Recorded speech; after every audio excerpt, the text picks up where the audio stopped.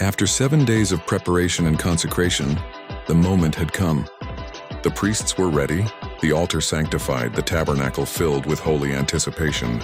Leviticus 9 marks the first official day of priestly ministry, the day Aaron and his sons would begin serving before the Lord on behalf of Israel. It was the 8th day, the number of new beginnings. The old week of waiting had ended.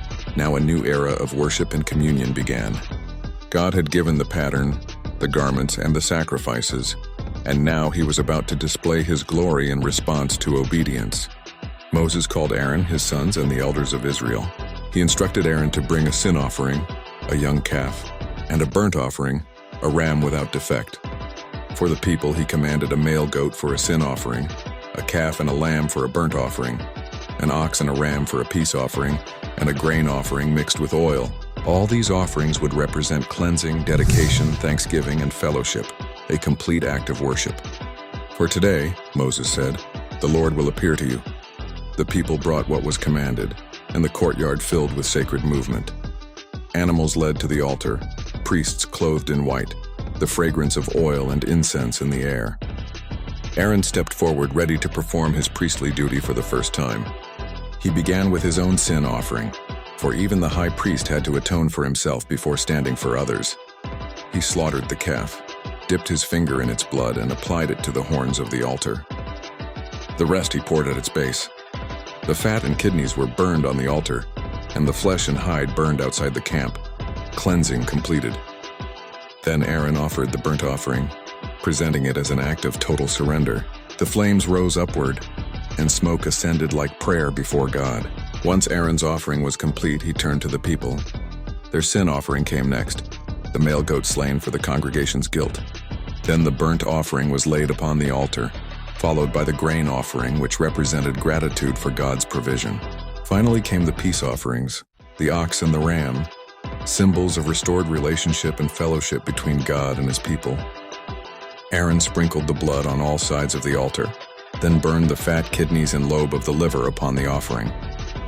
With each act of obedience, the priest's confidence grew, and the people's hearts lifted in expectation.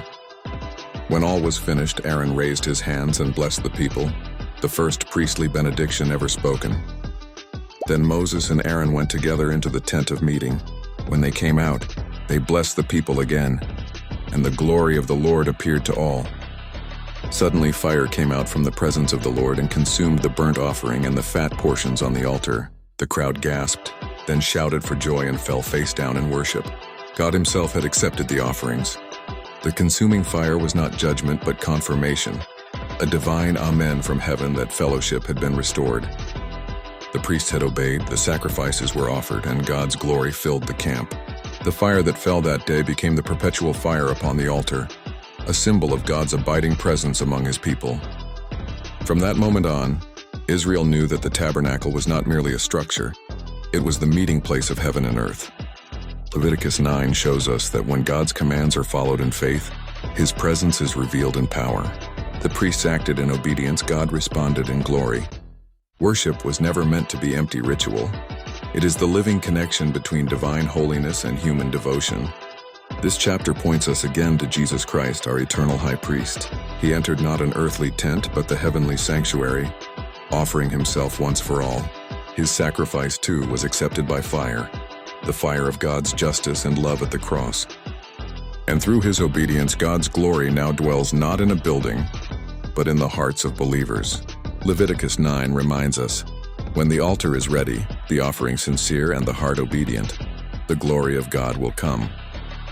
Next comes Leviticus 10, where we witness a sobering event, the danger of careless worship as Aaron's sons offer unauthorized fire before the Lord.